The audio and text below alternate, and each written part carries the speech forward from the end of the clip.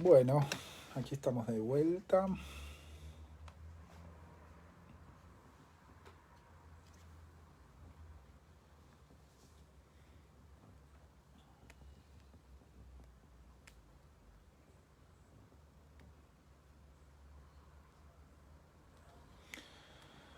Bueno, entonces lo que estuvimos trabajando hasta recién era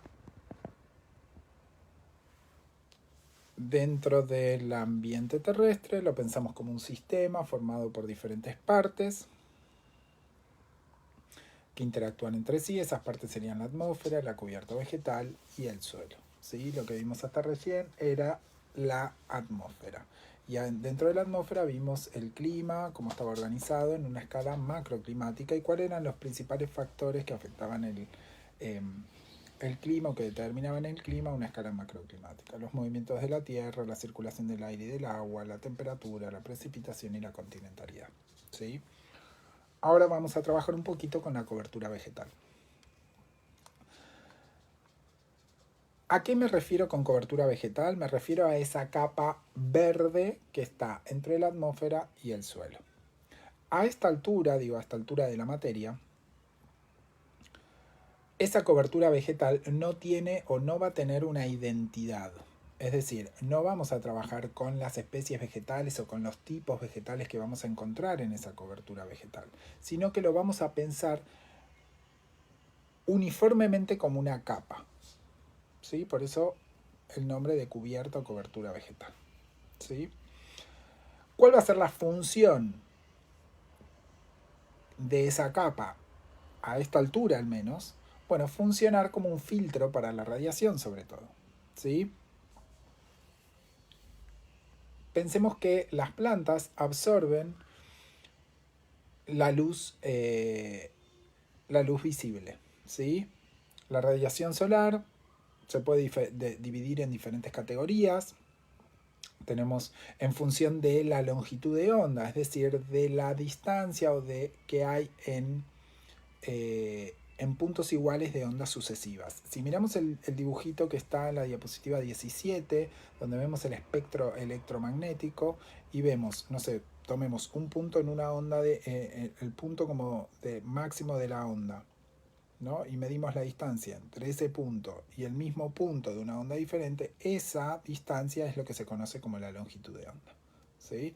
Entonces, la radiación visible está entre los 400 y los 700 nanómetros. El nanómetro es la novena parte, creo, no me acuerdo ahora bien, pero es, esperen que lo voy a buscar por las dudas, novena parte o onceava parte.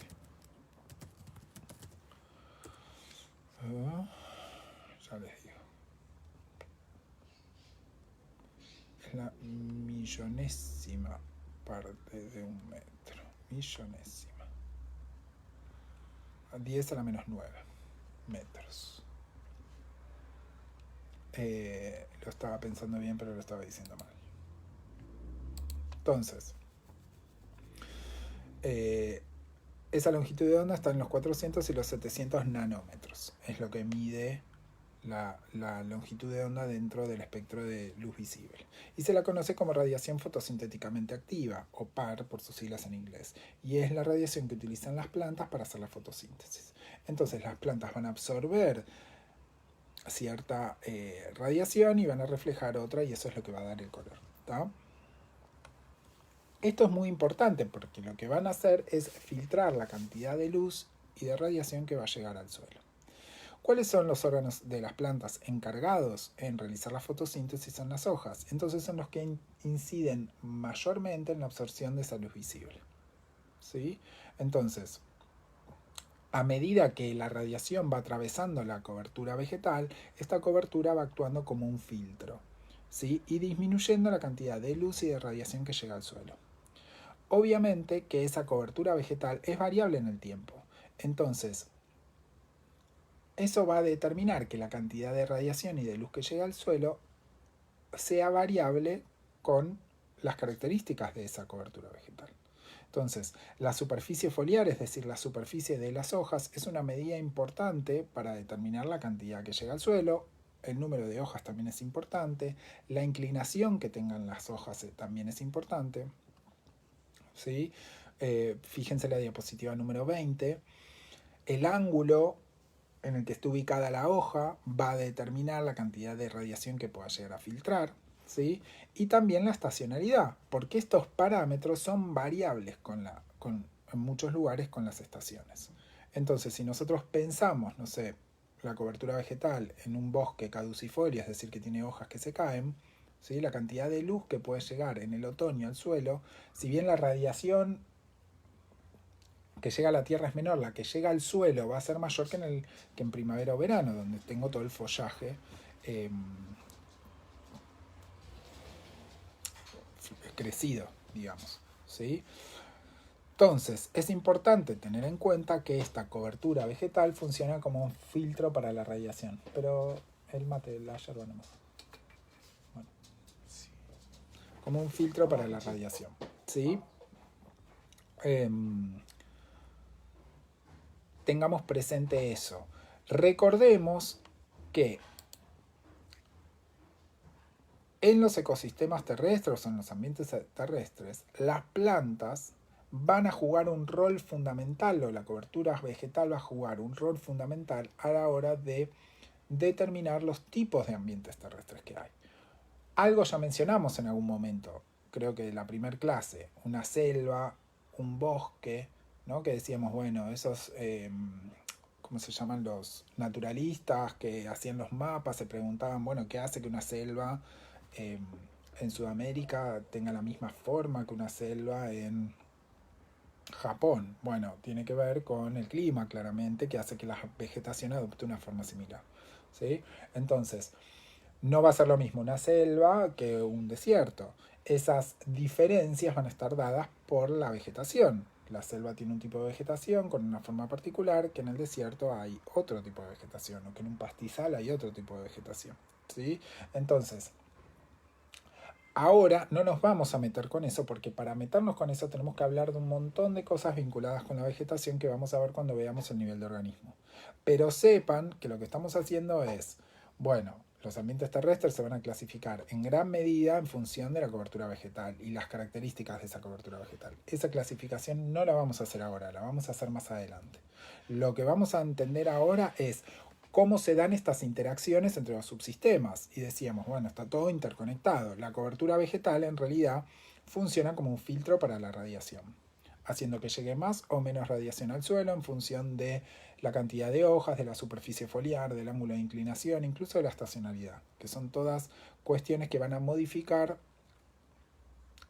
las características de esa cobertura vegetal y por ende el filtro que va a estar generando. ¿Sí?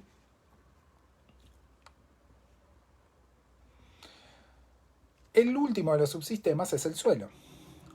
¿Tá? ¿Cómo podemos definir? Digamos, hay un montón de definiciones de suelo y de hecho ustedes van a saber mucho más de suelo que yo porque van a cursar edafología y demás. ¿Sí? Eh, pero sí, a esta altura tenemos que entender que el suelo lo podemos pensar también, como muchas de las cosas en ecología, como un sistema abierto a la atmósfera y a la corteza terrestre, ¿sí? Que sirve de almacenamiento para un montón de recursos, como agua, energía, nutrientes, minerales, ¿sí? Y es un sistema natural, es organizado, ¿no? Yo siempre en clase les hago la misma pregunta. El suelo de la universidad, el piso de la universidad, ¿podemos considerarlo como un suelo o no? Bueno, no, porque no es natural, ¿no? Digamos, el suelo es un ente natural que tiene distintas fases, una fase sólida, una fase líquida, una fase gaseosa, se organiza en horizontes y hay una serie de eh, factores que determinan su producción o su generación. ¿Tá?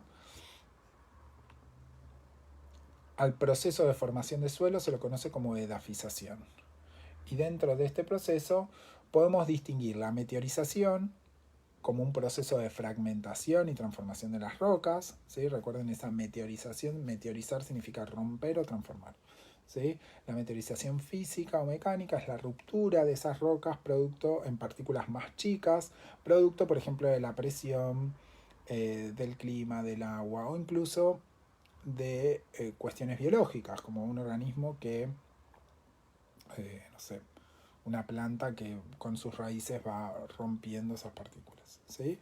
Y la meteorización química es el proceso de transformación químico, ¿sí? Producido generalmente por el agua, el oxígeno, algunas sustancias que están en el propio suelo, ¿sí? E incluso por los organismos, ¿no? No sé, eh, muchos organismos adicionan materia orgánica a ese suelo, se alimentan de parte del suelo, lo transforman en sus sistemas digestivos y lo eliminan, ¿sí? Todo eso tiene que ver con la meteorización química.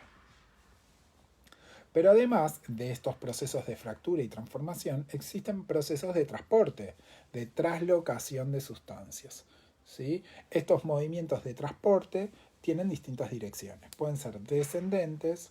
Este es el movimiento más común porque va siguiendo como ¿cómo se llama? La fuerza de gravedad, ¿no? El agua que llega al suelo empieza a filtrar y produce y arrastra cosas en un sentido descendente. Hay algunos lugares donde sobre todo en climas áridos, donde hay mucha evaporación, se producen movimientos ascendentes, ¿no? Generalmente en suelos donde hay muchísimas sales, ¿no? Las sales son arrastradas por el agua en zonas áridas hacia arriba, entonces se acumulan en la superficie. Y después tenemos movimientos laterales, movimientos de sustancias en sentido lateral que tienen que ver con, sobre todo con la pendiente, ¿no? En zonas montañosas la traslocación lateral suele ser mucho más importante, ¿tá? Entonces, ¿qué otros factores o qué factores determinan este proceso de edafización? ¿Sí? Bueno, por un lado las características de la roca madre. Sabemos que la roca madre sobre la cual se va a asentar parte de la corteza terrestre sobre la cual se va a asentar ese suelo. Esa roca madre puede tener distintas características, tanto físicas como químicas, que van a determinar ciertas propiedades que va a tener el suelo y va a determinar qué tan rápido, qué tan lento puede hacer este proceso de edafización. No es lo mismo que se forme un suelo a partir de una roca madre, no sé, como calizas, que de basalto, ¿no? Las características físicas y químicas de estas rocas son diferentes. El clima es sumamente importante porque mencionamos que el agua, la temperatura y demás tiene una incidencia enorme sobre los procesos de tanto de meteorización física como de química, como de traslocación de sustancias y demás, ¿sí? Sumado a que el clima indirectamente también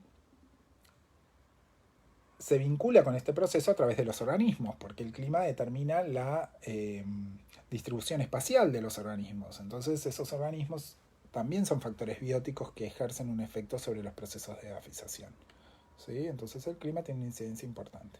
Los factores bióticos, como estaba mencionando recién, también, ¿no? Contribuyen con la meteorización y contribuyen con el aporte de materia orgánica. La topografía, el relieve, también es importante, y por último el tiempo, ¿sí? Recordemos que para hablar de un suelo desarrollado plenamente tienen que pasar como mínimo 2000 años, incluso puede tardar hasta 20.000 años en formarse un suelo. Entonces fíjense que el proceso de edafización es un proceso largo que requiere de tiempo. Esto es muy importante desde el punto de vista ecológico y desde el punto de vista de la sustentabilidad, porque muchas veces el suelo se lo piensan como un recurso renovable, lo cual lo es, porque es renovable. Pero a veces los procesos de formación del suelo están en el límite entre lo que uno puede considerar renovable o no, porque ya hablar de 20.000 años estamos fuera de una escala humana de tiempo. Entonces, si yo tengo que esperar 10, 15.000 años para que ese suelo se regenere completamente, un suelo completamente destruido, bueno, ya no sería un recurso renovable en una escala humana de tiempo. Entonces hay que hacer un uso sustentable de ese recurso, ¿sí?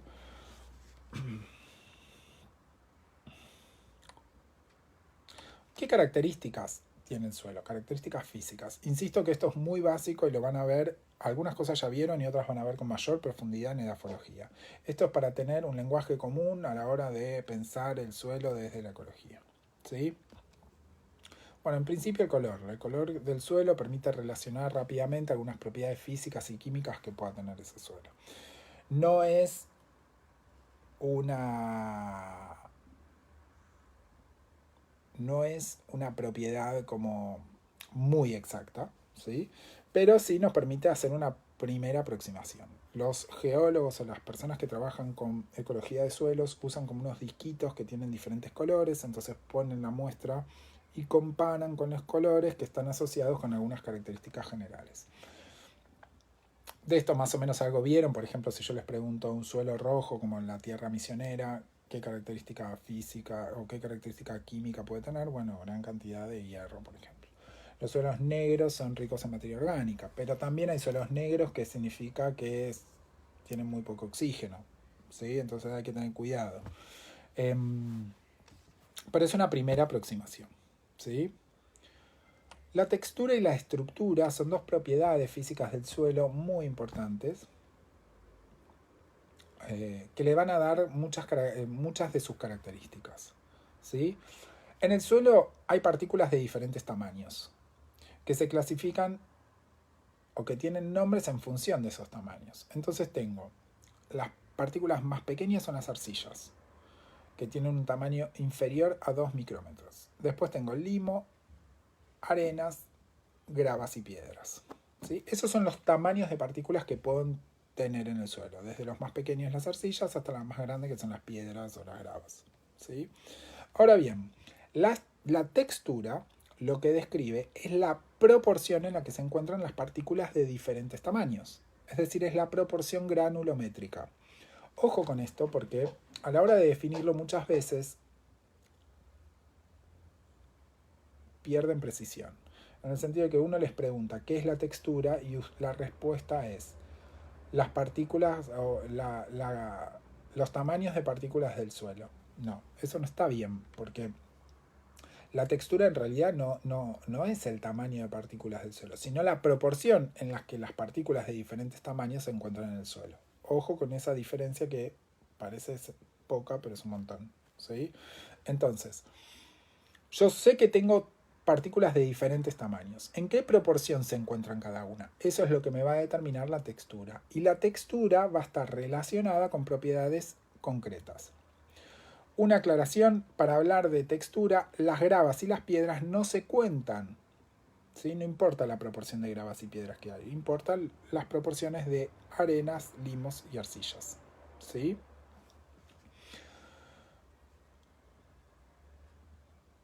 De estas partículas, las arcillas, que son las más pequeñas, ¿sí?, provienen de la alteración del material original del material del cual surgen. ¿Sí? Hay un proceso de meteorización química ahí.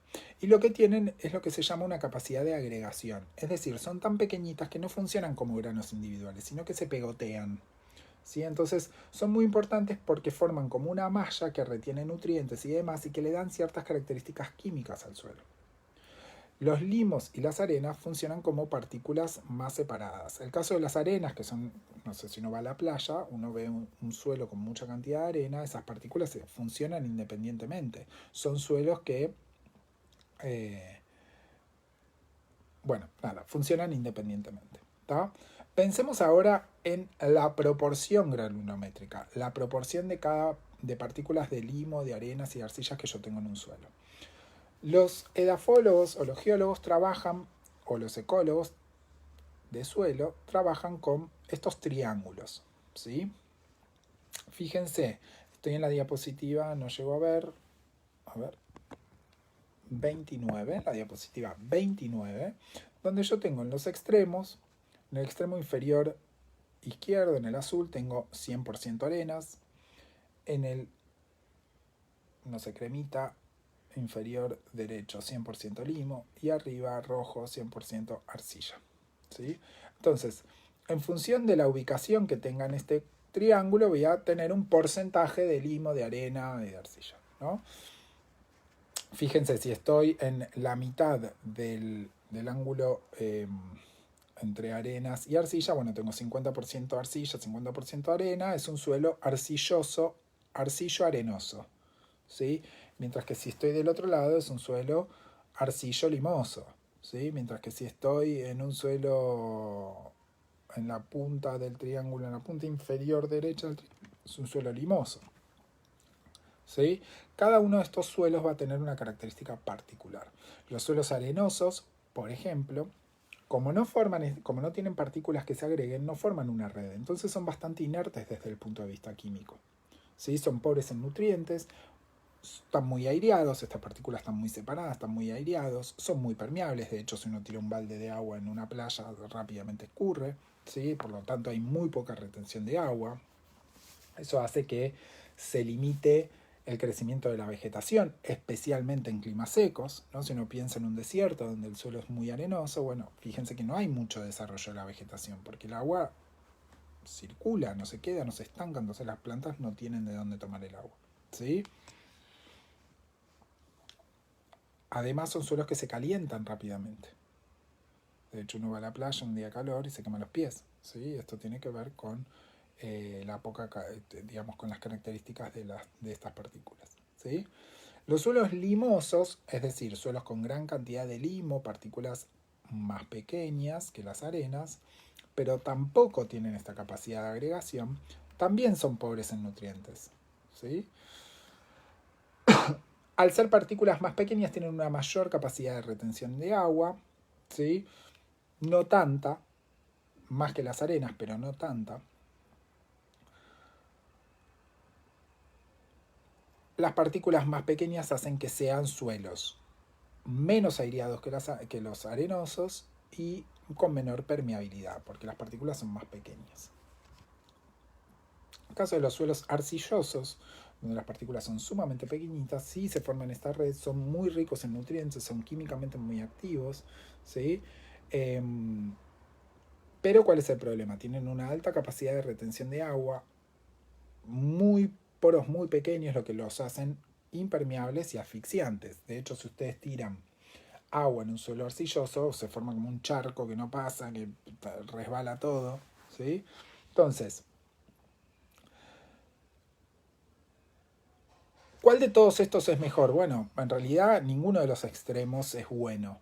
Lo importante es que haya una proporción balanceada de arenas, limos y arcillas, porque cada partícula va a ofrecer ciertas propiedades. Es decir, si yo tengo un buen balance de limos, arenas y arcillas, voy a tener un suelo con nutrientes, con cierta aireación, con cierta permeabilidad, etcétera, etcétera. A ese tipo de suelos se los conoce como suelos francos, que poseen esta composición equilibrada. ¿Sí? Entonces son suelos que van a tener cierta estructura, ahora vamos a ver lo que es la estructura, pero cierta, eh, como pensémoslo como cierta rigidez, por decirlo de alguna manera, que va a favorecer eh, los procesos físicos, químicos y biológicos que se dan en el suelo. ¿Sí? Va a haber nutrientes, va a haber cierto grado de aireación, cierta permeabilidad, ¿sí? Que son los que están en el centro de estos triángulos, que hay una composición balanceada de arcillas, limos y arenas. ¿Qué es la estructura? La estructura es la forma en que se unen esas partículas, en que se agregan esas partículas. Como dije recién, las arcillas son las que tienen capacidad de agregación. Entonces, la manera en que se pegotean esas partículas da ciertas características. ¿Sí? Fíjense, en la diapositiva 33 tienen ejemplos de diferentes estructuras. Puede ser laminar, entonces yo tengo capas, se forman como capas laminares, ¿sí? O prismáticas o columnares. Hay un montón de tipos estructurales. ¿Qué estoy queriendo decir? Bueno, fíjense, si yo tengo dos láminas, lo que estoy diciendo es que las partículas de una lámina están más pegoteadas entre sí que con las partículas de otra lámina. Entonces, entre esas dos láminas se va a generar una zona de debilidad. Esa zona de debilidad, por ejemplo, puede ser aprovechada para una raíz porque ofrece menor resistencia y se va a meter en esa zona. ¿Sí? Por ejemplo. ¿Tá? ¿De qué va a depender esta estructura? Bueno, por un lado de la composición granulométrica. Dijimos recién que las arcillas son las que tienen la capacidad de agregación. Pero también hay ciertas características físico-químicas que pueden favorecer la estructura y hay cierta actividad biológica que puede incluso romper la estructura. Si yo tengo un bicho que va pisoteando todo el suelo, quizás compacte esa estructura. Es decir, que la estructura no es un parámetro estable, no es un parámetro fijo como sí lo puede ser la textura. ¿Por qué? Porque la composición granulométrica, es decir, la cantidad de partículas de diferentes tamaños, es más o menos estable. Pero en la forma en que se organiza ese suelo, no, porque esa estructura suele ser más variable y va a depender de las condiciones climáticas, del manejo que se haga de esos suelos, de los procesos, de los organismos que haya, etc. ¿Sí? Otra característica importante del suelo es la profundidad, ¿sí? Desde la superficie del suelo hasta el fondo. ¿De qué va a depender esa profundidad? De un montón de cosas. De la pendiente, de la meteorización, de la roca madre, de la vegetación, ¿sí? Siempre les hago la misma pregunta en clase. Les digo, bueno, si ustedes tuviesen que decir qué suelo es más profundo, si el de un pastizal o el de una selva, ¿cuál sería la respuesta? Bueno, en la mayoría de los casos responden en el de una selva. Ok. Reformulo la pregunta y les digo, bueno, si yo les doy $1.000.000 para que se compren un campo para producir soja, ¿dónde se lo compran? ¿En la provincia de Buenos Aires o en Misiones? Bueno, y la respuesta suele ser en la provincia de Buenos Aires. Claramente es el núcleo sojero del país, no por casualidad, sino porque son los suelos más fértiles, son los suelos más profundos que están vinculados con los pastizales, ¿sí? No tanto con las selvas. ¿Por qué? Porque recordemos que el suelo tiene diferentes capas, diferentes horizontes, y eso va a estar vinculado con la actividad biológica también. Entonces, en el caso de un pastizal, la gran cantidad de nutrientes se van a alojar en el suelo porque el desarrollo de esa cobertura vegetal es proporcionalmente mucho menor. En cambio, en las selvas, esos nutrientes pasan a la cobertura vegetal y la profundidad del suelo se hace más chica y quedan retenidos en la cobertura vegetal muchísimo más tiempo debido a que la vegetación es mucho más longeva. De hecho, la agricultura vinculada a zonas de selva se llama de roza y quema. Lo que hacen es quemar toda esta estructura vegetal, esos nutrientes vuelven al suelo, aprovechan el suelo un par de años hasta que se agota y dejaban tipo ese lugar, estoy hablando de la agricultura quizás más tradicional, ¿no? Dejaban ese lugar y se movían hacia otro parche donde hacían lo mismo y este se regeneraba y ¿no? A medida que los asentamientos iban haciendo cada vez más grandes, esos parches eran cada vez más grandes y el desmonte era cada vez mayor. Eso con respecto a la profundidad. Y con respecto a la humedad, sabemos que el suelo tiene capacidad de retener agua, ¿no? Y esto está vinculado estrechamente con la textura. Entonces, en función de la cantidad de agua que haya en el suelo, podemos determinar como 3 puntos. Decimos que un suelo está saturado cuando tiene un exceso de agua, está en su capacidad de campo cuando tiene justo la cantidad de agua que puede retener y está en su punto de marchitez cuando el agua que queda ya no se puede sacar por métodos físicos tradicionales. No es que no queda nada de agua, pero queda un poco de agua retenida entre esas partículas, pero no se tendría que quemar el suelo para que salga. ¿Está?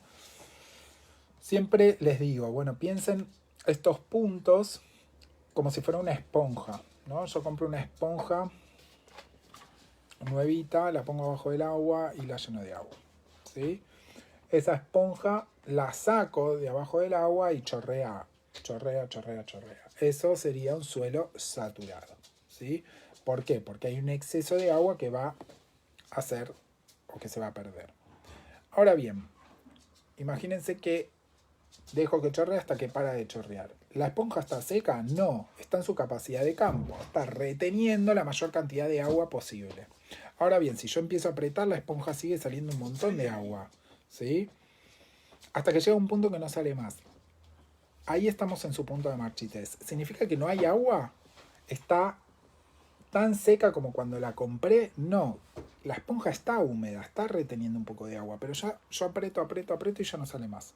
¿Sí? Es decir, por métodos físicos convencionales no puedo sacar esa agua. Si yo quemara esa esponja, posiblemente el agua que queda se evapore. ¿Está? ¿Por qué son importantes estos puntos? ¿Y el volumen concreto va a depender de la textura? Bueno, porque las plantas pueden utilizar el volumen de agua que está entre el punto de marchitez y la capacidad de campo. Ese es el agua disponible para la vegetación.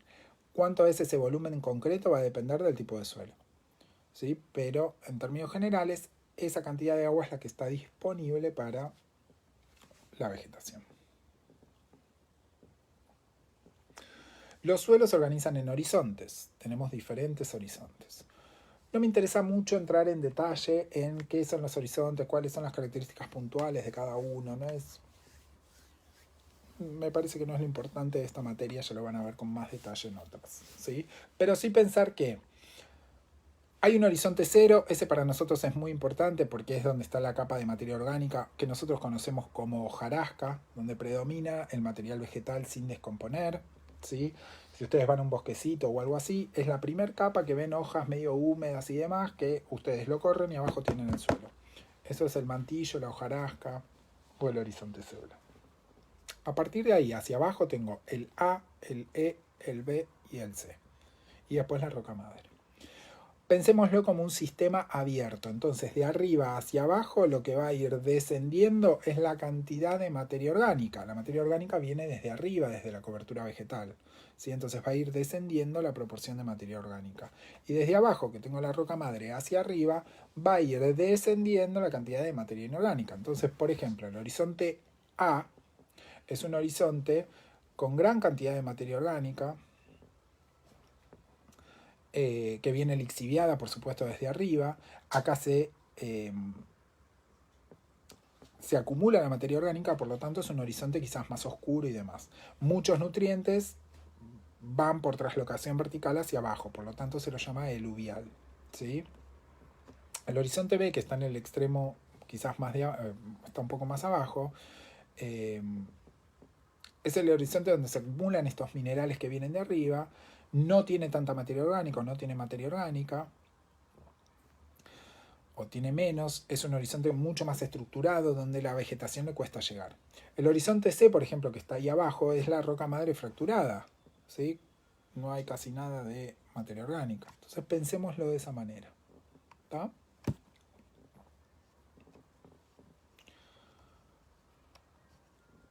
Bueno, entonces con esto tenemos el ambiente terrestre, un panorama ecológico del ambiente terrestre, pensándolo en cobertura vegetal, clima y suelo. Recuerden sobre todo que no estamos viendo tipos de ambientes terrestres, porque eso lo vamos a ver más adelante, ¿sí? Porque para eso necesitamos dar mayor caracterización a la cobertura vegetal, que es lo que usamos para determinar los tipos de ambientes terrestres, ¿sí? Pero por ahora podemos entender el ambiente terrestre de esta manera, ¿tá? Vamos a hablar un poco de qué es lo que sucede en Argentina. En Argentina tenemos, con respecto sobre todo al clima, me interesa, esto debería, lo voy a pasar acá arriba un poco para después, porque me quedó como muy abajo.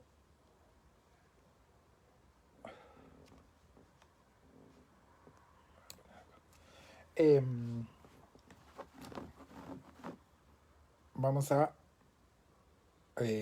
retomar un poquito lo que es el clima de Argentina, que perdón que me quedó medio colgado, pero... Entonces, básicamente usamos dos parámetros para determinar o para clasificar los climas, que son la temperatura y la precipitación. Estos esquemas son esquemas de clasificación, son esquemas de clasificación medianamente rígidos, ¿sí? En el sentido de que yo hablo de un clima cálido cuando la temperatura media es superior a los 20 grados centígrados y un clima frío cuando la temperatura media anual es inferior a los 0 grados centígrados. Eso es como medio arbitrario. ¿Qué es lo que me interesa que sepan de esto? Es cómo se distribuye la temperatura en Argentina. Argentina tiene una particularidad, que es un país muy extenso, sobre todo latitudinalmente.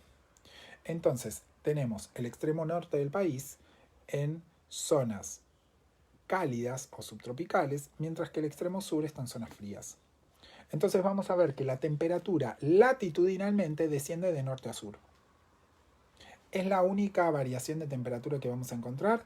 No, porque también tenemos variaciones altitudinales. No es lo mismo la temperatura que hay en la cordillera que la temperatura que hay en una zona baja. Entonces recordemos este doble juego. Pero en términos generales podemos decir que la temperatura en Argentina desciende latitudinalmente de norte a sur.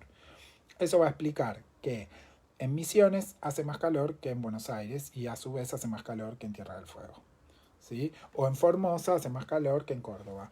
O, ¿sí? ¿Hay variaciones locales? Sí, porque quizás en Córdoba a su vez tengo una montaña que puede hacer que arriba hace más frío que abajo, ¿no?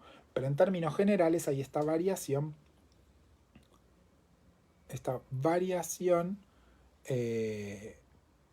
latitudinal. ¿Tá? ¿Qué pasa con la precipitación? La precipitación también tiene un sistema de clasificación arbitrario y rígido, es decir, es árido cuando la precipitación anual va entre 0 y 200, es semiárido entre 200 y 400, subhúmedo, así sucesivamente. ¿Sí? Pero vamos a ver que la precipitación en Argentina tiene una variación diferente en el norte y en el sur del país. En el norte, pensémoslo de Buenos Aires para arriba, en el norte del país, la variación de la precipitación sigue una dirección este-oeste, desde el este hacia el oeste. Lo que vemos es una disminución progresiva de la precipitación desde el este hacia el oeste. ¿Sí? Fíjense el mapita que tienen en la última diapositiva del Power. Van a ver que Misiones tiene un color azul mucho más intenso que, no sé, lo que vemos a nivel de Chaco, Formosa, ¿no? Que es más clarito. ¿Esto por qué se da? Bueno, esto tiene que ver con la incidencia del anticiclón del Atlántico. El anticiclón del Atlántico, ¿qué era? Es una columna de aire descendente, aire seco que desciende, pero cuando desciende sobre el Atlántico se carga de humedad. Ese aire seco se carga de humedad cuando desciende. Descendió frío y seco, pero cuando pega en el océano se carga de humedad. Cuando pega en el océano, el viento hace esto y circula por superficie hacia el continente. Entonces, a medida que ingresa en el continente, va descargando la humedad progresivamente. Entonces, eso va haciendo que Misiones, que están más al este, sea mucho más húmedo que Chaco seco, ¿no? Que está mucho más metido en el continente. Hay una disminución progresiva de la humedad en este sentido. ¿Sí? Ahora, ¿qué pasa en el extremo sur del país? Tenemos la incidencia del anticiclón del Pacífico. El Pacífico también tiene una columna de aire descendente que cuando choca con el océano Pacífico se carga de humedad. Y esos vientos hacen esto y circulan hacia el este. Ahora bien, vienen hacia el este hasta que pegan con la cordillera. Al pegar con la cordillera, ese aire empieza a ascender. Al ascender, empieza a enfriarse y empieza a descargar la humedad del lado chileno, pasando del otro lado bastante seco. ¿Sí? A medida que la cordillera hacia el sur es cada vez más bajita. Entonces eso permite que pase cierta humedad y descargue del lado argentino. ¿Sí? De hecho, si nosotros vemos la vegetación o cómo está organizada la vegetación en el país, vamos a ver que en Patagonia tenemos dos tipos vegetales muy característicos. Si alguna vez viajaron a Bariloche, a San Martín de los Andes, van a ver que la vegetación en Bariloche, en San Martín de los Andes, es un bosque bastante denso, incluso hay zonas que uno puede considerar selvas. Se llama bosque valdiviano, ¿sí? Ahora bien, si ustedes ven Río Negro o el trayecto, ¿no? El medio de la provincia de Río Negro es un desierto, en realidad es una estepa, ¿sí?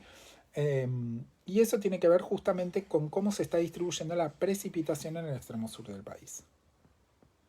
¿Sí? Esto va a permitir, si ustedes tienen esto en la cabeza como si fuese una batalla naval, temperatura, precipitación, va a permitir que ustedes puedan estimar cómo es el clima más o menos de una región determinada de la Argentina.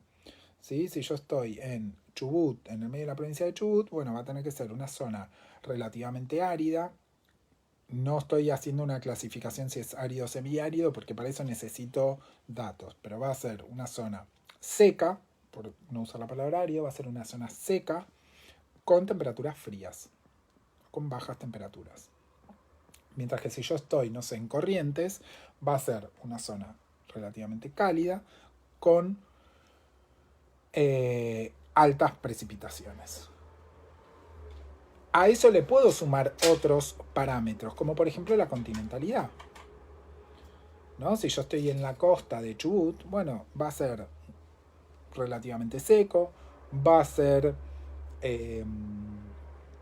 temperaturas bajas, pero no va a haber tanta variación como no es continental, no va a haber tanta amplitud térmica, como sí puede haber en, no sé, San Juan, por ejemplo. ¿Sí? Esas son las cosas que uno puede llegar a ver.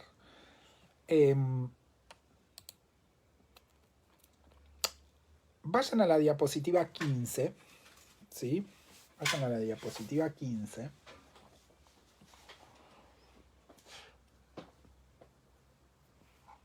Hay algunas salvedades, pero este gráfico que está acá es un gráfico que uno puede considerar como un climatograma. ¿Qué es un climatograma? Es un gráfico que representa o que utiliza estos dos parámetros, temperatura y precipitación. No, no quiero usar este. A ver, les voy a compartir uno, a ver cómo puedo hacer.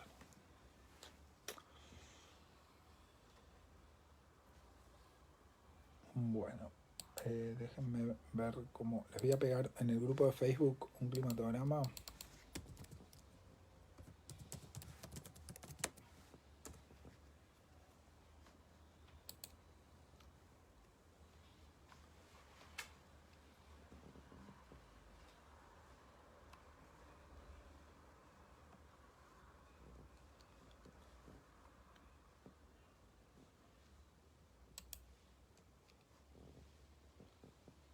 Denme un segundito. A ver si puedo pegar acá la imagen. Sí. Bueno, ahí les compartí en el grupo de Facebook un climatograma. ¿Sí? Lo pegué ahí en el grupo de Facebook. Fíjense que este gráfico es un gráfico que tiene en los ejes la temperatura y la precipitación. ¿Sí? Acá tenemos una escala de temperatura y una escala de precipitación. Es importante tener en cuenta que se trabaja a escalas particulares, es decir, la temperatura y la precipitación siguen una escala 1 en 2. ¿Sí? Fíjense, 5 grados centígrados se corresponden con 10 milímetros de presión, 10 grados centígrados con 20, 15 con 30 y así sucesivamente. ¿Sí? Hay una escala 1 de temperatura, 2 de precipitación. Por cada grado de temperatura, 2 milímetros de precipitación. Mantener esa escala es muy importante porque nos da una relación de evaporación del agua. ¿Sí? Entonces, ahora vamos a ver por qué. Entonces yo grafico en el gráfico, pongo la línea roja en este caso, sería la temperatura y las barritas corresponden a la cantidad o a la cantidad de lluvia en ese mes. ¿Sí? En el eje X tienen los meses: enero, febrero, marzo, abril, mayo, junio, julio, agosto, septiembre, octubre, noviembre, diciembre. Generalmente, por convención, se escriben de julio a junio, no en este formato de enero a diciembre. Sobre todo si ustedes están haciendo un trabajo comparativo hemisferio norte, hemisferio sur. ¿Sí? ¿Por qué? Porque como dijimos antes, las estaciones no son las mismas. Entonces la idea de hacerlo de julio a junio es que quede el verano en el medio.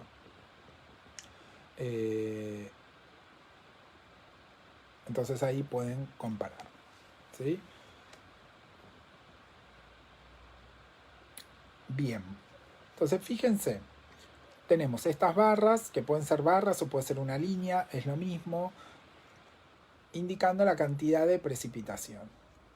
Mientras que la línea roja indica la temperatura para cada uno de esos meses, la temperatura promedio. Entonces fíjense que en este caso particular, entre julio y septiembre, la temperatura, la curva de temperatura está por encima de la de precipitación.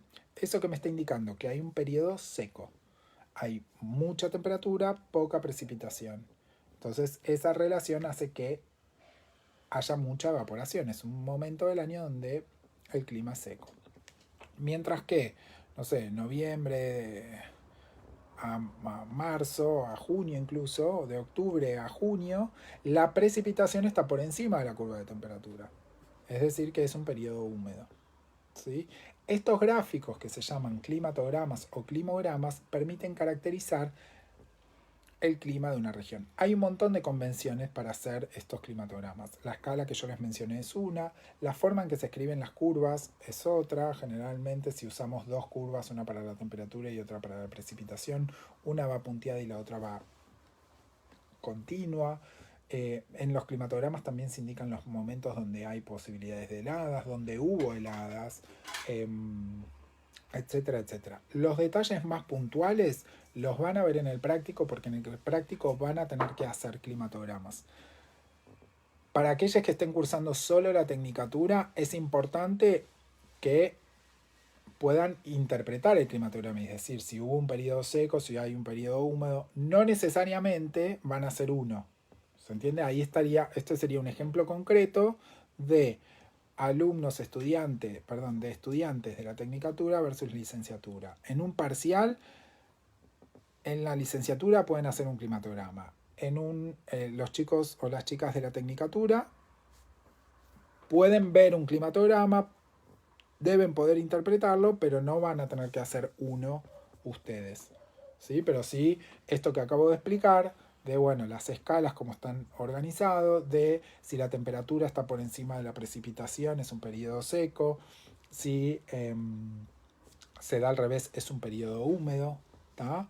Ojo con esto de los periodos, porque fíjense que esto es una secuencia en realidad. Entonces uno ve en el que les puse en el Facebook, ve de enero a junio como si fuera un periodo húmedo y de octubre a diciembre como si fuera otro. Pero en realidad es uno solo, porque es continuo, de octubre a junio.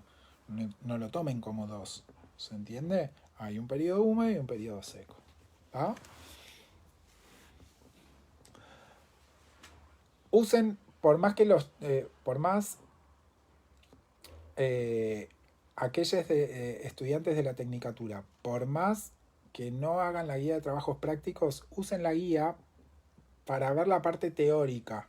Porque, por ejemplo, en la guía del TP2 hay definiciones o está esto del climatograma o hay cuestiones que les van a servir para lo que yo estoy diciendo ahora en el teórico. No tienen que hacer los ejercicios, pero sí leer la parte general que va a complementar lo que yo estoy diciendo en el video. ¿Sí? Bueno, con esto cerramos ambiente terrestre. ¿Sí? Insisto que es una primera aproximación, estamos pensándolo desde una perspectiva ecológica como un sistema que tiene tres componentes: la cobertura vegetal, la atmósfera, el suelo, cómo interactúan, cuáles son las características principales de estos componentes. Además, trabajamos con Argentina, con el clima de Argentina puntualmente, cómo se determina latitudinalmente la temperatura, este-oeste la precipitación, y va a depender si estamos en la parte norte del país o en la parte sur. Y qué son los climatogramas, cómo se grafican y cómo se interpretan. Eso es lo que vimos hasta ahora. ¿Sí? Lo que vamos a hacer ahora es introducir el ambiente acuático, pero no el ambiente acuático en sí, sino que vamos a trabajar con las propiedades del agua de interés ecológico. Propiedades del agua de interés ecológico. Esperen que voy a cambiar el termo porque este no es el mío. Dame un segundo.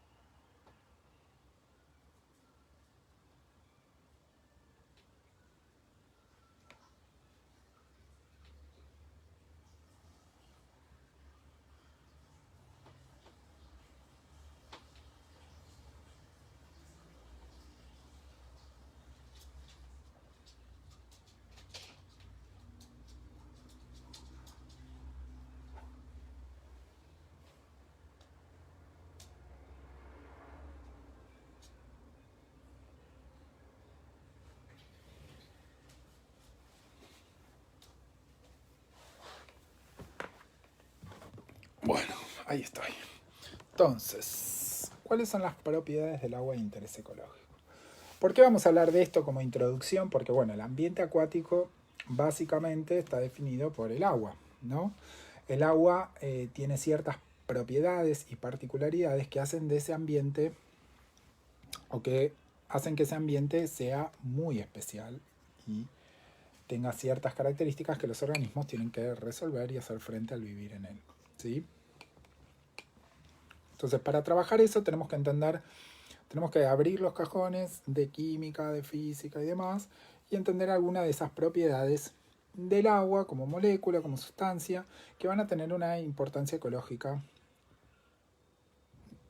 Una importancia ecológica. Lo que me interesa es no solamente que sepan definir las propiedades que vamos a hablar ahora, ¿sí? Pero que puedan hacer una asociación directa con características ecológicas o con cuestiones ecológicas. La definición no alcanza, la definición la tienen que traer o la tienen que estudiar si no se la acuerdan, pero no alcanza para esta materia. Tienen que hacer la vinculación con características ecológicas. ¿Sí? Entonces, vayamos a la diapositiva 3 de este segundo Power de propiedades del agua. Recordemos cómo es la estructura de la molécula de agua. La molécula de agua está formada por un átomo de oxígeno, dos átomos de hidrógeno unidos por enlaces covalentes. ¿Sí? El átomo de oxígeno es mucho más electronegativo, además de que hay pares de electrones sueltos, formando como una estructura medio tetraédrica. ¿Sí? Hay pares de electrones el átomo de oxígeno es mucho más electronegativo que los de hidrógeno. ¿Qué significaba eso? Que tiene esa nube electrónica, el oxígeno la deforma y hace que los electrones pasen más tiempo cerca del oxígeno que de los hidrógenos. ¿Sí? Entonces, esto genera que la molécula de agua tenga polaridad, que sea una molécula polar, donde tenga una densidad de carga negativa cercana al oxígeno y una densidad de carga positiva cercana a cada uno de esos protones. Eso hace, a su vez, que tenga la posibilidad de formar lo que se conocen como puentes de hidrógeno. Los puentes de hidrógeno son enlaces intermoleculares fuertes. Intermoleculares fuertes. No confundir con enlaces intramoleculares, que como son entre átomos de una misma molécula, clarísimamente que son muchísimo más fuertes que estos fuerzas intermoleculares, ¿no? En química, como muchos de los ejercicios son, bueno, ordenar en función de la fuerza de los enlaces. Si les dan los puentes de hidrógeno, la fuerza de Van der Waals, London, dipolo, no sé qué, no, todas esas cosas.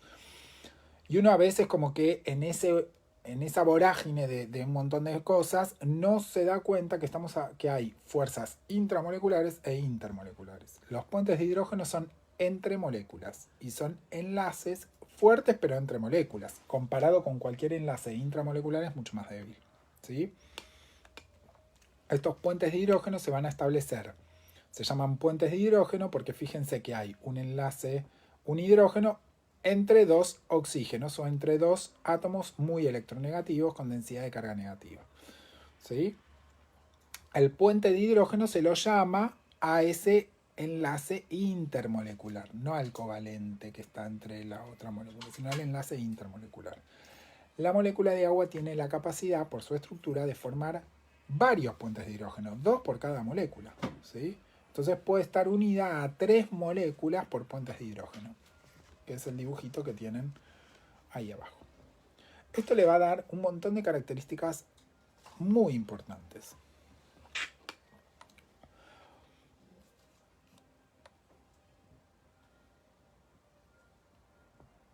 Una de esas características voy a saltearme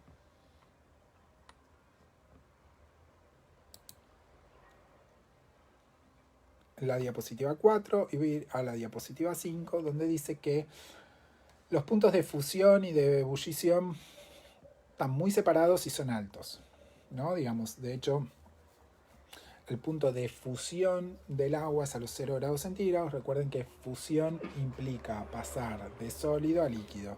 ¿Sí? Eso se da a los 0 grados centígrados. Y el punto de ebullición se da a los 100 grados centígrados. ¿Sí? Esto es, desde el punto de vista ecológico, quizás es una de las cosas más importantes, porque hace que el agua a temperatura ambiente esté en un estado líquido. ¿Sí? Fíjense que a 27 grados tenemos agua líquida, 27, 30, 18. Hay zonas del planeta donde el agua puede estar en estado sólido, hay agua, vapor de agua, pero a temperatura ambiente el agua está en estado líquido. No son muchas las cosas que a temperatura ambiente estén en estado líquido, si ustedes lo piensan, ¿sí? Hay pocas cosas líquidas a temperatura ambiente. Algunos aceites, el mercurio, pero no mucho más, ¿sí? Entonces, de ahí podemos derivar cualquier propiedad ecológica del ambiente acuático desde esta característica físico-química, ¿no?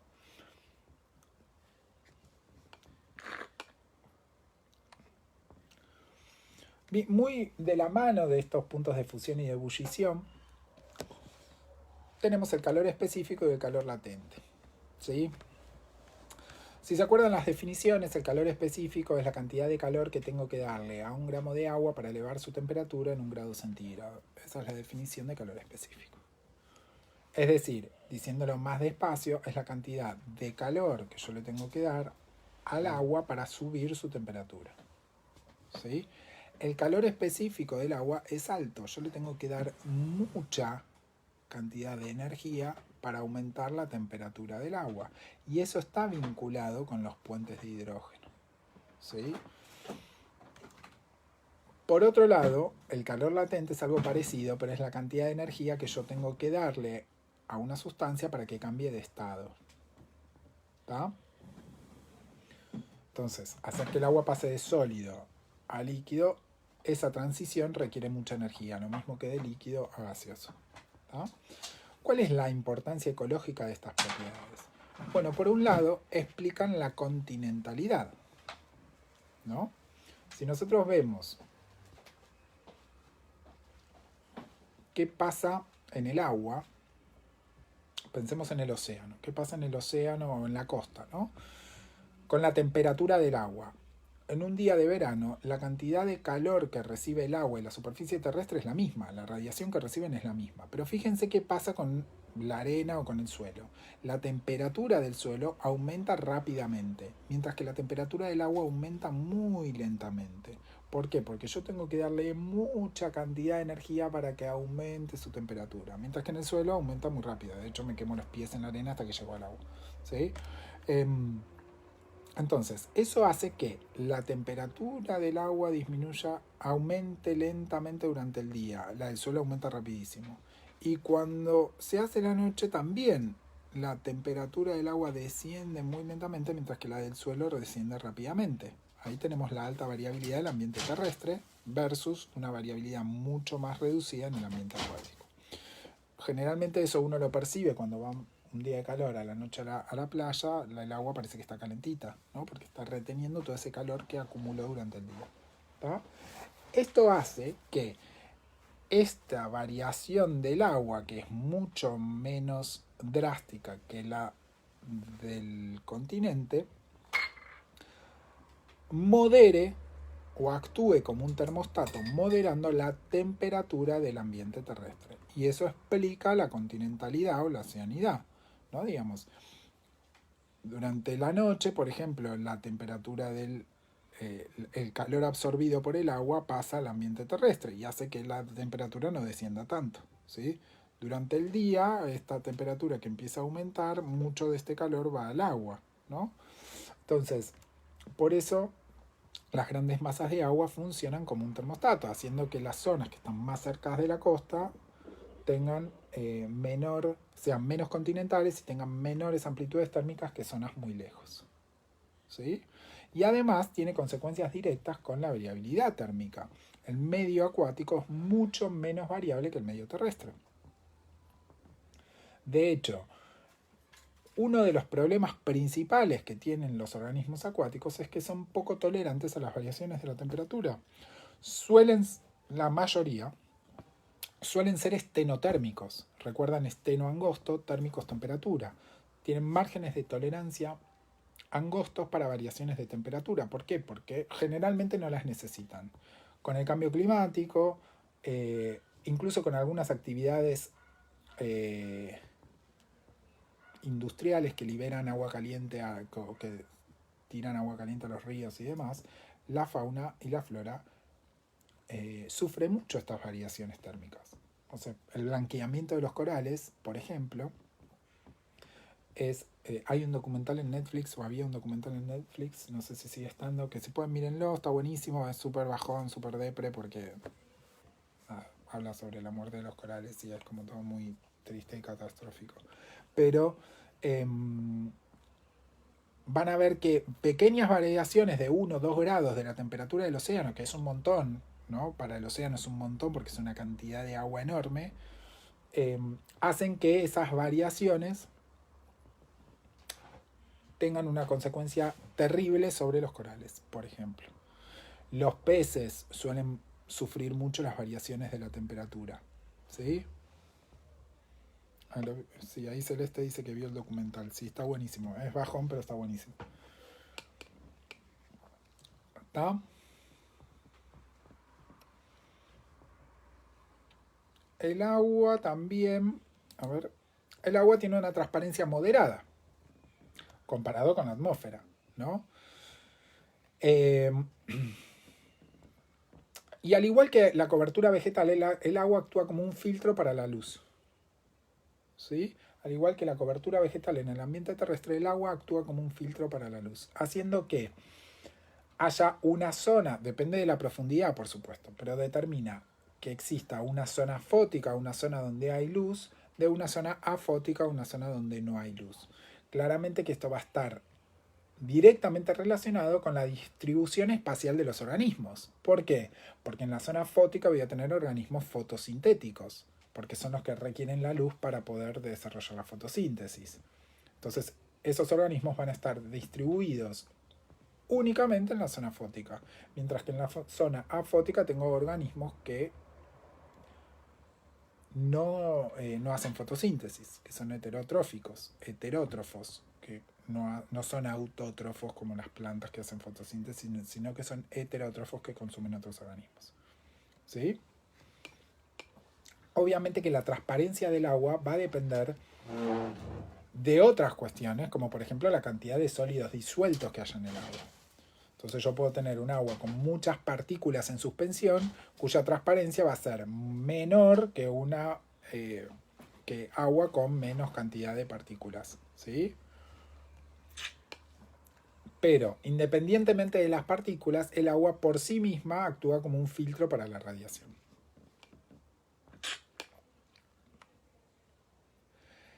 El agua, además, tiene una gran viscosidad.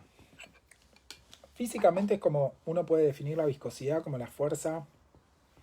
Hay muchas maneras, o como la resistencia a fluir, hay como muchas maneras de definir la viscosidad. A mí me interesa quizás que tengamos ahora un concepto más general de la viscosidad, y uno puede pensar que la viscosidad es la fuerza que tengo que hacer para meterme entre dos moléculas, ¿no?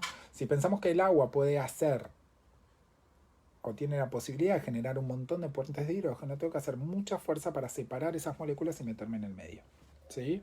De hecho, si alguna vez intentaron o caminaron en una pileta o en el mar, mover las piernas y meterse entre las moléculas de agua para abrirse paso entre las moléculas de agua, requiere muchísimo más esfuerzo que hacerlo en el aire, ¿no? De hecho, uno en el aire circula mucho más fácil que en el agua.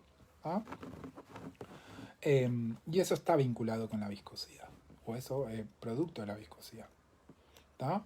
¿Cuál es la consecuencia ecológica de que el agua tenga más viscosidad que el aire, que la atmósfera? Bueno, por un lado que favorece la flotación, ¿sí? Esto que decíamos es como es algo que contrarresta la fuerza de gravedad, entonces favorece la flotabilidad. Permite el sostén, lo que hace que los organismos, sobre todo los vegetales, puedan invertir menos energía en las estructuras de sostén. ¿Por qué digo particularmente los vegetales? Porque los animales tienen estructuras de sostén. De hecho, un pez tiene un esqueleto óseo o un esqueleto cartilaginoso. Tienen esqueleto, que son estructuras de sostén. Pero eso está vinculado con lo otro, que es dificultar el movimiento. La gran viscosidad hace que sea más difícil moverse en el medio acuático. La estructura de sostén no solamente me permite contrarrestar la gravedad, pero sino también me permite anclar la musculatura para que tenga puntos de anclaje donde hacer palanca, ¿sí? Entonces, las estructuras de sostén en muchos animales sirven para generar músculos fuertes que le permitan mejorar ese movimiento, ¿sí?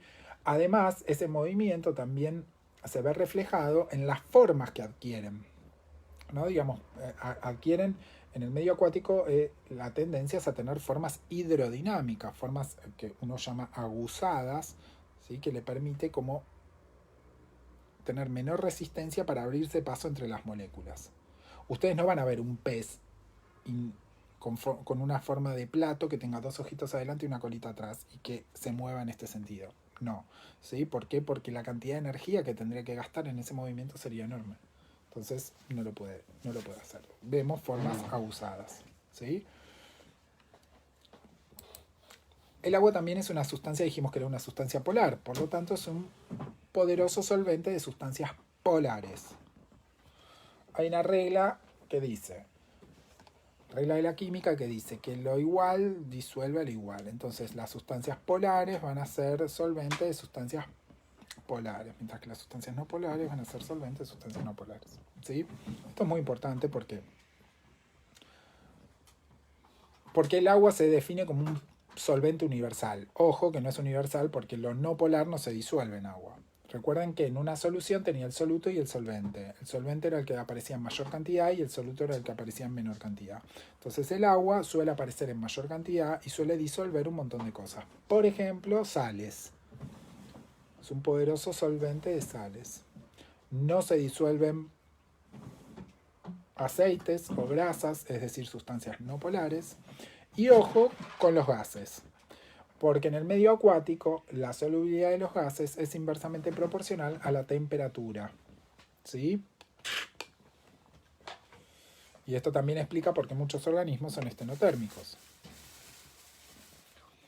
La solución de gases suele ser baja en el ambiente acuático y encima es inversamente proporcional con la temperatura. Es decir, a mayor temperatura, menor cantidad de gases disueltos. Yo siempre les cuento la misma anécdota.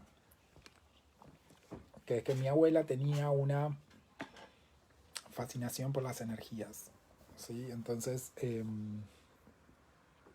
y las malas ondas y las malas vibras y demás. Entonces ella decía, se iba a acostar con un vaso de agua que ponía en la mesita de luz para que le absorba las malas ondas de la gente que la había malondeado durante el día, ¿no? Entonces, a la mañana ella se levantaba, observaba ese vaso de agua y veía si el vaso de agua tenía muchas burbujas, era tipo todas las malas ondas que habían sido absorbidas por el agua, y entonces hacía tipo un ritual donde tiraba esas malas ondas para limpiarse y continuar su vida rodeada de buenas ondas. Bueno, ¿cuál es la explicación biológica, química detrás de eso? Bueno, el vaso de agua que mi abuela ponía, sobre todo en el verano, cuando las malas ondas se ve que abundaban, mi abuela lo sacaba de la heladera. Ponía en la heladera agua fría que ponía en su mesita de luz.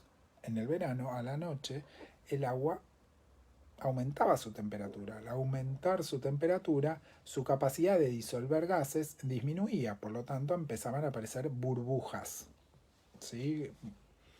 Que no quedaban disueltas, se visibilizaban esas burbujas. Entonces al otro día se levantaba y veía un montón de burbujas.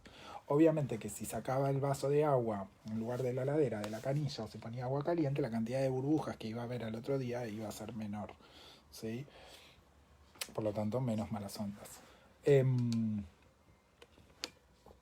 Claramente que eso nunca lo charlamos porque ya, o si lo charlamos nunca le importó porque ella era feliz con su ritual de las malas ondas, ¿sí? Pero eso. Lo mismo que cuando les ponen el vaso abajo acá para la insolación, además de que te cura la insolación porque te estás refrescando la cabeza, se hacen burbujas porque el agua se calienta y pierde esa capacidad de disolver los gases, ¿sí? ¿Cuál es la consecuencia ecológica de esto? Lo perdí acá. ¿Cuál es la consecuencia ecológica de esto? Bueno, justamente el hecho de que los organismos son muy sensibles a los cambios de temperatura. ¿Sí? Producto de que la temperatura afecta la disponibilidad de oxígeno. ¿Tá? Vamos a ver, sobre todo la clase que viene, manejo de los embalses y manejo de ciertas cuestiones que tienen que ver con cambios en los volúmenes de agua que pueden afectar la temperatura, cómo incide sobre los organismos. Pero esto suele verse mucho, por ejemplo, en el verano, que aparecen peces muertos en los lagos de Palermo, ¿no? Digamos, como uno todos los veranos suele haber alguna noticia de que aparecieron peces, que la contaminación de los lagos de Palermo. Bueno, generalmente, no digo que no pueda haber contaminación, pero generalmente son lagos donde no se tiran contaminantes. Así, el problema suele ser la temperatura, ¿sí? Digamos, más allá de basura o cosas así, no hay grandes contaminantes que se viertan a los lagos de Palermo. Pero sí la temperatura, son lagos bajitos que si agarran, no sé, 3 4 días de 38, 40 grados de calor, la temperatura sube porque el volumen de agua es bajo y eso mata a los peces que están ahí, que aparecen flotando a los pocos días, ¿sí? Producto de que no tienen o que son estenotérmicos. En que ese aumento de la temperatura se relaciona con una pérdida enorme de la disponibilidad de oxígeno, que ya en el medio acuático es mucho menor que en el medio terrestre. ¿Sí?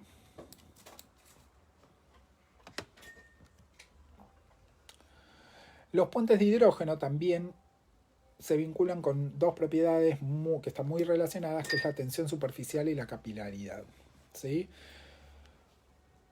Esos puentes de hidrógeno generan como una película superficial. Si uno piensa en las moléculas, ¿no? Una molécula de agua que está metida en el medio del agua, ¿no? Va a ver que esa molécula está siendo tirada en todas direcciones por moléculas con la misma fuerza. Entonces la relación es, o el resultado es que esa molécula entra en tensión pero no se mueve, ¿no? Digamos, si yo me tiran de un brazo para allá y otro brazo para allá con la misma fuerza en direcciones opuestas, el resultado es que me quedo en el mismo lugar, tensionado pero sin movimiento. Una molécula que está en la superficie tiene moléculas de agua abajo y moléculas de aire arriba. Eso va a hacer que las moléculas que están abajo tiren hacia abajo con mayor fuerza que las que están hacia arriba. Entonces el agua hace esto, tic, ¿sí? Eso genera que la superficie se tense y forme una capa que puede ser lo suficientemente rígida para formar como si fuese una cama, un sustrato por el cual muchos organismos pueden caminar, ¿no? Ahí les puse algunos ejemplos de unas chinches arriba a la izquierda, unas chinches que se llaman patinadoras, unas arañas, ¿sí? Una capa que tiene la fuerza suficiente para soportar el peso de organismos relativamente pequeños, ¿no? Que además tienen ciertas características que evitan romper esa película, ¿no? Digamos, como patitas muy finitas y demás, algunos pelitos y cosas así que evitan que se rompa esa película, ¿no? Además, esta tensión superficial es la responsable de la formación de burbujas o gotas, ¿sí? En un volumen más reducido, esa tensión hace que un volumen de agua adquiera esta forma cilíndrica, lo cual también puede ser un problema para muchos organismos, ¿no? De hecho, todas las películas de animadas que tienen no sé, insectos o cosas así como protagonistas, siempre hay una escena donde hay una hormiga o algún bicho que queda atrapado en esta gota de agua, ¿sí? Y para ese bicho es sumamente, esta película o esta pared funciona como una trampa, ¿sí? Y para las plantas también es muy importante, porque esta tensión produce lo que se conoce como el fenómeno de capilaridad. El agua se empieza a tensar, se empieza a pegotear y puede ascender sin gasto de energía a través de un capilar. Un capilar es un tubito muy finito. Entonces puede ascender el agua hasta igualar, por supuesto, la presión atmosférica y demás, pero tiene cierta capacidad de ascenso. Y eso es lo que utilizan las plantas para absorber agua sin gasto de energía a través de las raíces. El agua ingresa por capilaridad, ¿sí?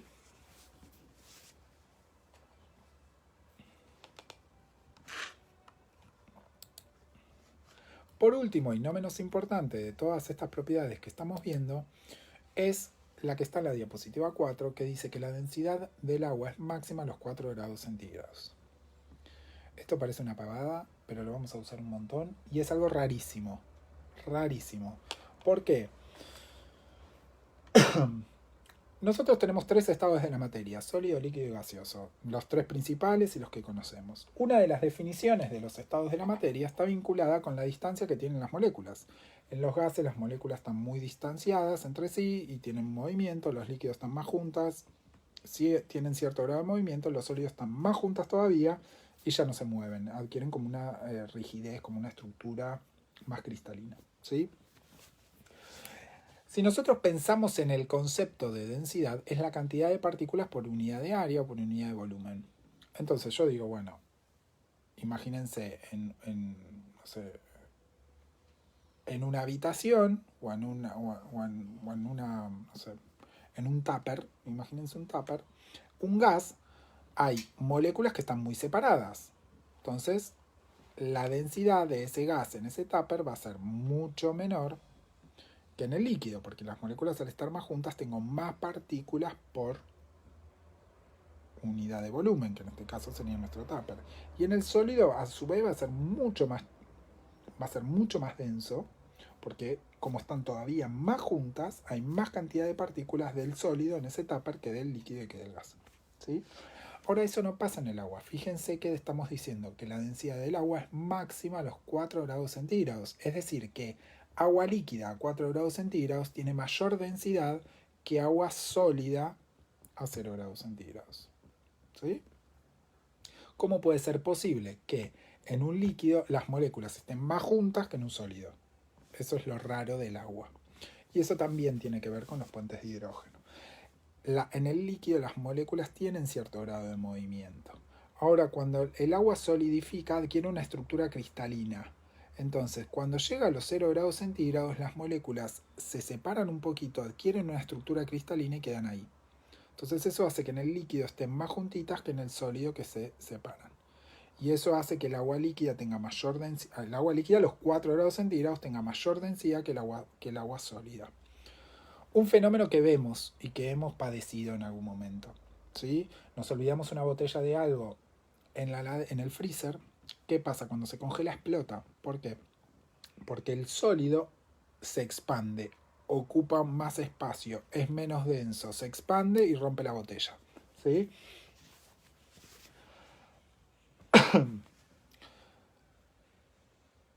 Esto tiene una característica tiene varias implicancias ecológicas, biológicas. Por ejemplo, una de ellas es el por qué los organismos no se pueden congelar, ¿no? Digamos, ¿por qué no puedo congelar un bicho y después de congelarlo y que siga perfectamente? Supongamos que se pueda reanimar. Bueno, una de las razones principales es porque la célula tiene un volumen determinado. Si se congela el agua del citoplasma, ¿qué va a pasar? Se expande y explota la célula y la célula se rompió. Entonces no puede congelarse. Muchos organismos, si vieron algunos documentales de algunos bichos que pasan el invierno como parece que están congelados, como algunos anfibios o cosas así, que parece que estuviesen congelados, pero el secreto es que no se congelan. Tienen partículas, por ejemplo, de glicerol o de cosas así, que hacen que el punto de congelación del agua del citoplasma sea menor a los 0 grados centígrados. Entonces no se llega a congelar el agua, no llega a estar en un estado sólido, porque ahí se expandería y rompería la célula, ¿sí? Pero en una escala más macro, la consecuencia ecológica directa y sumamente importante es que el hielo flota sobre el agua. Al ser menos denso, flota sobre el agua. Lo que es menos denso flota sobre lo que es más denso. Entonces el hielo flota sobre el agua. Esto hace que se forme una capa protectora en los lugares donde el agua se congela. Lo que se congela es una capa superficial. No se congela todo el cuerpo de agua, obviamente teniendo en cuenta la profundidad, ¿no? Se congela una capa superficial y el agua queda líquida por abajo, lo que permite que en ese periodo de congelación el agua pueda seguir existiendo vida en el agua que está por abajo, porque si se congelara todo el cuerpo de agua dejaría de tener un ambiente acuático, pasaría a tener un bloque de hielo, ¿sí? Entonces, esta es una de las consecuencias ecológicas más importantes y que vamos a retomar la semana que viene cuando veamos los tipos de ambientes acuáticos. ¿Sí? Bueno, entonces fíjense que con esto cerramos la introducción del ambiente acuático, las propiedades, hablamos de las características, de cuáles son las propiedades, dimos una definición de punto de fusión, punto de ebullición, calor especial, bla, bla, bla. Lo importante es que podamos vincular esto con características ecológicas puntuales, particulares, y hacer explicaciones ecológicas vinculadas con estas propiedades. A medida que vayamos avanzando en la materia y que tratemos diferentes aspectos de los ambientes acuáticos y de los organismos, vamos a seguir vinculándolo con estas características ecológicas. ¿Sí? ¿Alguna duda, alguna pregunta? ¿Vamos bien? Si llegan a tener alguna duda sobre la metodología de la materia, sobre cosas así, no duden en mandarnos un mail, preguntarnos, usar el Facebook. No sé cómo vienen, no estuve revisando yo. Recuerden usar los foros. ¿Sí? Recuerden usar los foros. Tienen actividades, ya la mayoría se les asignaron los ejercicios que tienen que resolver. Recuerden que empiecen a resolver esos ejercicios porque esta semana se les van a asignar los del práctico 2. Así que bueno, eso. Sigamos trabajando, sigamos encontrándonos, consultándonos, preguntándonos y encontrándonos en estos espacios. Bueno, les dejo un beso. Adiós. Nos vemos la semana que viene. Cualquier duda de este video o algo, me pueden consultar por cualquiera de los medios que ya saben. Adiós.